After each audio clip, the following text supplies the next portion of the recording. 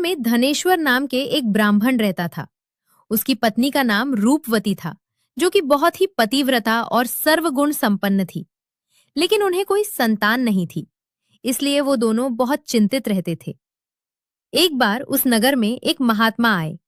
उन्होंने उस नगर के सभी घरों से दान लिया, लेकिन धनेश्वर की पत्नी जब भी उन्हें दान देने जाती तो वो उसे लेने से मना कर देते थे। एक दिन धनेश्वर महात्मा के पास गया और उसने पूछा कि हे महात्मन, आप नगर के सभी लोगों से दान लेते हैं, लेकिन मेरे घर से नहीं लेते हैं। हमसे अगर कोई भूल हुई हो तो हम ब्राह्मण दंपत्ति आपसे क्षमा याचना करते हैं। इस पर महात्मा ने कहा, नहीं विप्र, तुम तो हमेशा आदर सत्कार करने वाले ब्राह्मण हो, तुमसे भूल तो कभी भी नहीं हो सकती है। महात्मा की बात सुनकर धनेश्वर हाथ जोड़कर बोला, हे मुनिवर, फिर आखिर क्या कारण है? कृपया हमें उससे अवगत कराएं। इस पर महात्मा बोले, हे विप्र, तुम्हारे कोई संतान नहीं है। जो दंपति निसंतान हो उसके हाथ से भिक्षा कैसे ग्रहण कर सकता हूं? तुम्हारे द्वारा दिया गया दान लेने के कारण मेरा पतन हो जाएगा। बस यही कारण है कि मैं तुम्हारे घर से दान स्वीकार नहीं करता। महात्मा के ऐसे बोल सुनकर धनेश्वर उनके चरणों में गिर पड़ा और विनती करते हुए बोला, हे महामुनि, संतान ना होना ही तो हम पति पत्नी के जीवन की सबसे बड़ी निराशा है। यदि संतान प्राप्ति का कोई उपाय हो तो बताने की कृपा करें मुनिवर। ब्राह्मण का दुख देखकर महात्मा बोले, हे विप्र, तुम्हारे इस कष्ट का एक आसान तरीका है।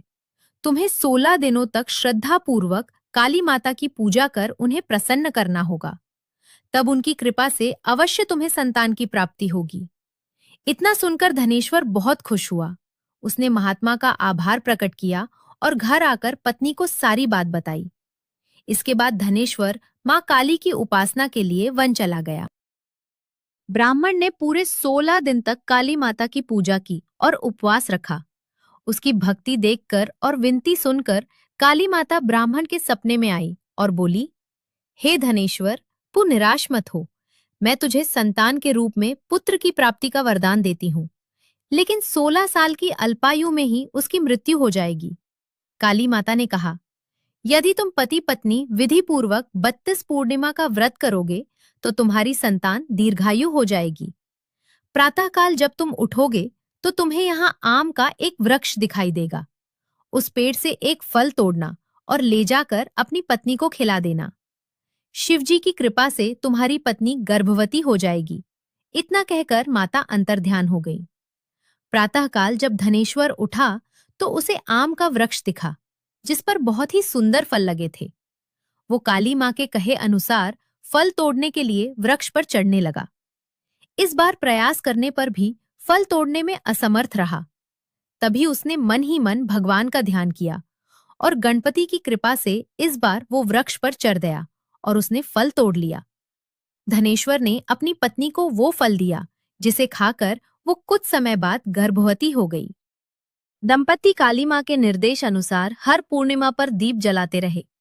कुछ दिन बाद भगवान शिव की कृपा हुई और ब्राह्मण की पत्नी ने एक सुंदर बेटे को जन्म दिया, जिसका नाम उन्होंने देवीदास रखा।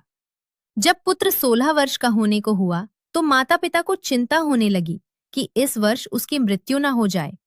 इस पर उन्होंने देवीदास के मामा को बुलाया और कहा, तुम देवीदास को विद्या अध्ययन के लिए काशी ले जाओ और 1 वर्ष बाद वापस आना। दंपति पूरी आस्था के साथ पूर्णिमा का व्रत कर पुत्र के दीर्घायु होने की कामना करते रहे। काशी प्रयाण के दौरान मामा भांजे एक गांव से गुजर रहे थे।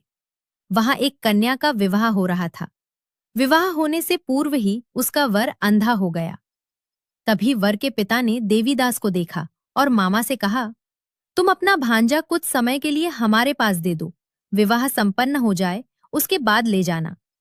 ये सुनकर मामा ने कहा, यदि मेरा भांजा ये विवाह करेगा तो कन्यागान में मिलने वाले धन आदि पर हमारा अधिकार होगा। वर के पिता ने मामा की बात स्वीकार कर ली और देवीदास के साथ कन्या का विवाह संपन्न करा दिया। इसके बाद देवीदास पत्नी के साथ भोजन करने बैठा, लेकिन उसने उस थाल को हाथ नहीं लगाया। ये देखकर पत्नी बोली, स्वामी, आप भोजन क्यों नहीं कर रहे हैं? आपके चेहरे पर यह उदासी कैसी? तब देवीदास ने सारी बात बताई। ये सुनकर कन्या बोली, स्वामी, मैंने अग्नि को साक्षी मानकर आपके साथ फेरे लिए हैं। अब मैं आपके अलावा किसी और को अपना पति स्वीकार नहीं करूंगी। पत्नी की बात सुनकर देवीदास ने कहा, ऐसा मत कहो, मैं अल्पायु हूं। कुछ ही दिन में 16 वर्ष की आयु होते ही मेरी मृत्यु हो जाएगी। इस पर उसकी पत्नी ने कहा कि स्वामी, जो भी मेरे भाग्य में लिखा होगा वो उसे स्वीकार है। देवीदास ने उसे समझाने की बहुत कोशिश करी, लेकिन जब वो नहीं मानी तो देवीदास ने उसे एक अंगूठी दी और कहा, मैं काशी जा रहा हूं, लेकिन तुम मेरा हाल जानने के लिए एक पुष्प वाटिका तैयार करो। उसमें भांति भांति के पुष्प लगाओ और उन्हें जल से सींचती रहो। यदि वाटिका हरी भरी रहे, पुष्प खिले रहें, तो समझना कि मैं जीवित हूं, और जब ये वाटिका सूख जाए तो मान लेना कि मेरी मृत्यु हो चुकी है। इतना कहकर देवीदास काशी चला गया। उधर एक दिन प्रातःकाल एक सर्प देवीदास को डसने के लिए आया, लेकिन उसके माता पिता द्वारा किए जाने वाले पूर्णिमा व्रत के प्रभाव के कारण वो उसे डस नहीं पाया। इसके बाद काल स्वयं वहां आए और उसके शरीर से प्राण निकलने लगे। देवीदास बेहोश होकर गिर पड़ा। तभी वहां माता पार्वती और शिवजी आए। देवीदास को बेहोश देखकर देवी पार्वती बोली, हे स्वामी, देवीदास की माता ने 32 पूर्णिमा का व्रत रखा था। उसके फलस्वरूप कृपया आप इसे जीवन दान दे। माता पार्वती की बात सुनकर भगवान शिव ने देवीदास को पुनः जीवित कर दिया। इधर देवीदास की पत्नी ने देखा कि पुष्प वाटिका में एक भी पुष्प नहीं रहा। वो जान गई कि उसके पति की मृत्यु हो चुकी है और रोने लगी। तभी उसने देखा कि वाटिका फिर से हरी भरी हो गई है। ये देखकर वो बहुत प्रसन्न हुई। उसे पता चल गया कि देवीदास को प्राणदान मिल चुका है। जैसे ही देवीदास 16 वर्ष का हुआ, मामा भांजा काशी से वापस चल पड़े। रास्ते में जब वो कन्या के घर गए तो उसने देवीदास को पहचान लिया और प्रसन्न हुई। धनेश्वर और उसकी पत्नी भी पुत्र को जीवित पाकर हर्ष से भर गए। ऐसे ही सभी व्रत त्योहार आदि की कथा सुनने के लिए हमारे चैनल को सब्सक्राइब करें तथा वीडियो को लाइक, शेयर तथा कमेंट जरूर करें। धन्यवाद।